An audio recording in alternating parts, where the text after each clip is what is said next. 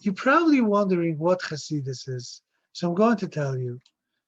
Chassidus was founded by Rabbi Yisrael Baal Shem Tov. He was born to his father Eliezer and his mother Sarah in the year 1698. Taf Nun Ches.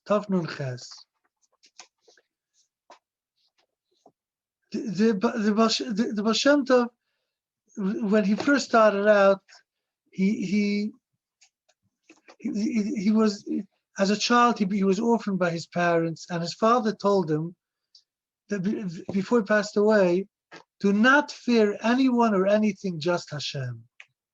And the Baal Shem Tov first started out as what they call a tzaddik nista. Tzaddik nista means a hidden tzaddik, that he did not reveal to anyone his greatness. People didn't know at the beginning who he was and how great he was. So he got himself a job as a behelfer. Behelfer means somebody who would carry the kids to cheder, to school, to the Hebrew teacher. But meanwhile, the Baal Shem Tov was very holy. No one knew that he studied secretly the hidden secrets of Kabbalah with his teacher, Reb Adam Baal Shem. And he had a teacher from heaven, Achi Hashiloni, who came to learn with him. Now, everyone's wondering, what does Baal Shem mean? We know he was called Baal Shem Tov, master of a good name.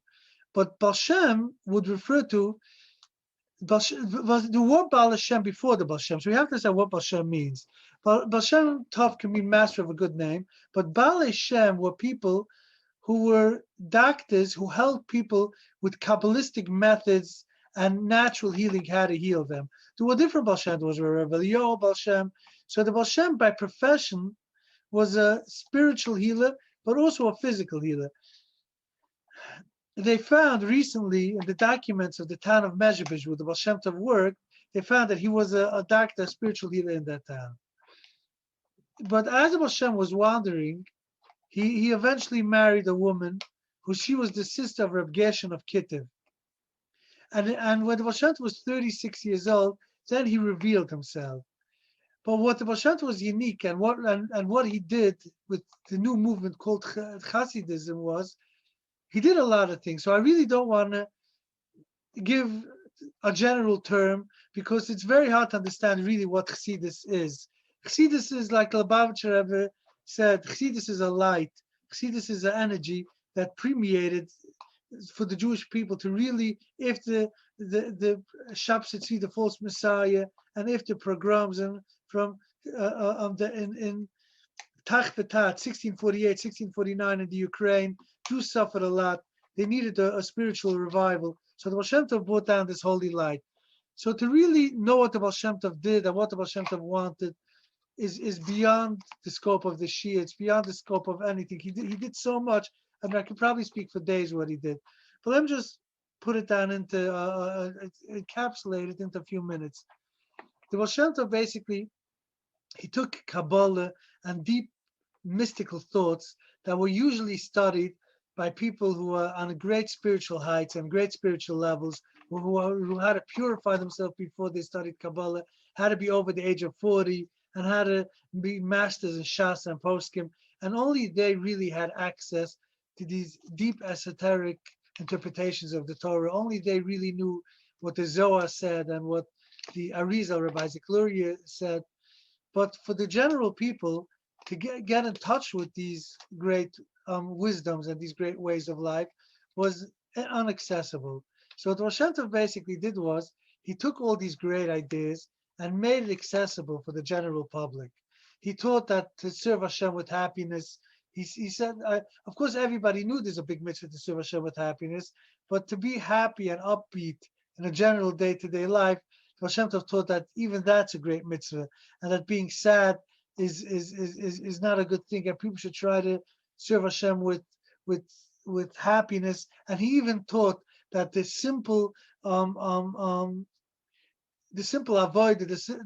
the simple things that Jews did, even if a Jew didn't know how to learn much, but all they knew was to say psalms or to daven to Hashem in their way, and to do things that they felt will make God happy. It's so special by Hashem. So basically, besides, of course, and I want to reiterate again, that some people think that all the Baal Shem Tov did was for the simple people. That's not true. The Baal Shem Tov had a great circle of students. He had the Maggid of Mezrich. He had Reb Yaakov Yosef of Polnua, who wrote the first Chassidic Sefer Toldos Yaakov Yosef. He had Reb Nachum Twersky, Reb Nachum of Chernobyl, the Moranaim.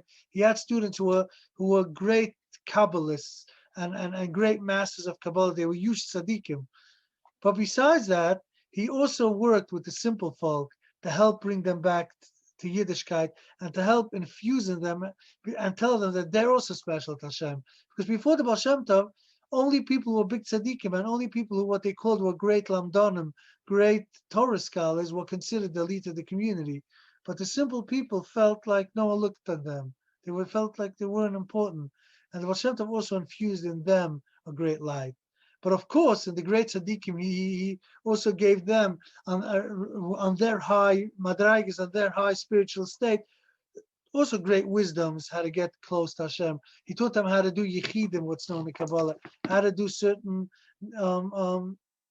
have certain thoughts to get close to Hashem, how to make different Kabbalistic formulations to get closer to Hashem. So basically, what Chassidus did was it infused a new energy, a new way of looking at Judaism that worked for the greatest tzaddikim and even for the simple people.